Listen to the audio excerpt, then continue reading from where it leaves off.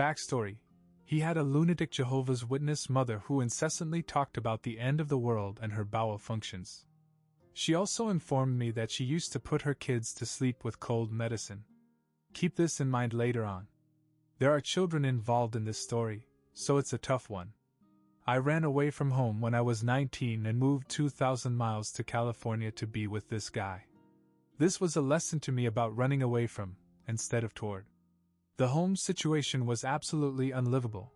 My stepfather was there in the house, and the ugly old fuck had been pawing me and fucking with me since I was 11. Daily I dealt with this. My mother called me a liar to my face when I told her. It's a long story, but I had good reasons for doing this very foolish thing. I had only known him 2 months when I moved out there. He lived in a single room in someone else's house.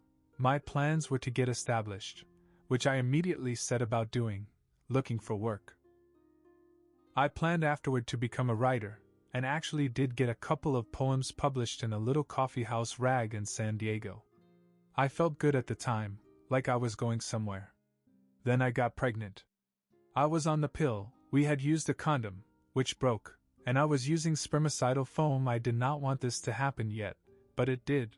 The first thing he told me was, "Boy, my little guys can swim." The first thing my best friend told me was, "Come home," and like a fool I didn't listen. By the time I realized I was pregnant, I was 3 months and my periods have always been irregular, and it was too late to abort, not that I wanted that on my conscience anyway. He told me, "If you adopt it out, I'll have my mother adopt it." That horrified me, and dumb shit kid 2,000 miles from home. I didn't know how to get around that threat. I had to keep the baby, for its own protection, and I knew that right away. During my pregnancy, although everything seemed all right with us, I had a dream about the baby I was carrying. I dreamed then that it was a boy. It was. He was with me in a huge observatory, and he was about 12 in the dream. He turned to me in the dream and said, "You have to get out of here. You have to get away from him." I didn't know where to go, guys. My home? No way. Where could I go? When the baby was born, all hell broke loose. He deeply resented me staying home with the baby, and he ceased to bring home food.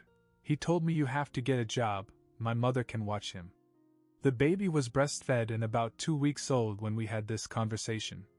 His mother had been allowed to watch the baby once.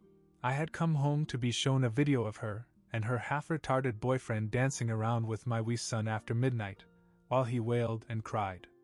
Horror again. No, she could not watch him, and I was 2,000 miles from home, stupid kid. He stopped bringing food home, I assumed from resentment. He would eat at Jack in the Box, leaving me to subsist on the $20 a month I got from my dad, God bless him. And he would have sent more, but he had no idea. I couldn't admit to him how bad things were. I bought cake mix, spinach, milk. I breastfed my son exclusively. I was so hungry, I literally wept in the grocery store when I saw all the good things I couldn't afford and I was almost out of money. By the time I came home, months later, I would weigh 98 pounds. The house was full of roaches. I used to lie with the baby on a mattress on the floor, to keep the roaches off of him. The boyfriend railed at me for not sleeping in the bed with him. I want to point out that we didn't have to live this way. He was working 2 jobs, one of which was union. The custody judge would berate me for this later. But none of that money came home. He put it in the bank and ate at Jack in the Box. He once went to work and left his infant son in the middle of the living room floor, without waking me up.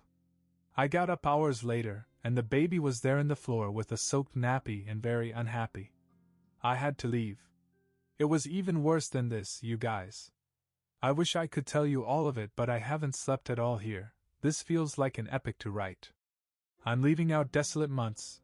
The baby's essentials like blankets came out of my monthly $20 from the local swap meet. I had to shake bugs out of them. I've never been rich, but I was not raised this way and I was hidden. I called home and whispered to my dad that I had to come home now. I was starving, there was no food, and the baby was developing an empty stare that I didn't like. Today he has Asperger's syndrome, and I will always wonder. During this same time, the insane guy had left me and was staying at his mother's. I learned of his abdicating the relationship when he stayed at his mom's and ate Thanksgiving dinner, staying there overnight without us. Some backstory. During the months I'm leaving out, my mom and sister came to visit me, and during this time my sister slept with a friend of his. They were only here a week. I'll leave you to your own conclusions about that. She also told him, unbeknownst to me, that I was planning on leaving the guy. Because of this, I was served a court order after the guy scurried to mommy and was forbidden from leaving the state. You see the mess developing. Stupid kid. When my dad arrived, there was so little food in the house that he took pictures. Then he took me out to get groceries, and when we arrived home the place had been ransacked. My books, my writing, my word processor, all of the baby's possessions, all my possessions gone, and as we were staring at the emptied house in a daze, a cop showed up at the door with a court order to take my son. The guy had lied to a judge and told him we were leaving the state. He knew my dad was coming, and he had been calling and hanging up all afternoon. When they knew we were gone, he and his family swept in and took everything. To the cops' credit, they were both very upset and made a concerted effort to contact the judge to remand the order, but couldn't reach him. I had to give my son to the cop. He was 4 months old and totally breastfed, would not take a bottle. And that fucker, the ex, took him from me, and that fucker kept him from me all night. I called and called, from the hotel room where my dad and I stayed during this horrible crisis. I called until 3 a.m., against the court order, and finally he picked up and said he needs his mom. He brought him back the next day, and by the time he arrived at 2 p.m. my breasts were balls of agony. I was running a fever and could hardly see. I nursed the incredibly hungry child immediately, and he emptied both breasts. I swear to fuck I have never wanted to kill a man, and his mother, who masterminded this, so much. I never did get my shit back. There was a protracted custody battle. He was told to pay support, and didn't. They garnished his wages so he quit the job. I haven't seen a cent of support in 13 years now. He owes over $78,000 and I honestly hope he chokes on it, although I would never let my son hear me say so. My son asks about him now. The guy's never come to see us, though I flew out there with the baby when he was about 1 to go see him. The court order mandated that he then come to where I lived to see the baby. He never did. Incidentally, when the boy was 8 he suddenly became very faint, and we had to rush him to the hospital. It turned out he had Crohn's, was bleeding in his intestines and was in immediate need of a blood transfusion.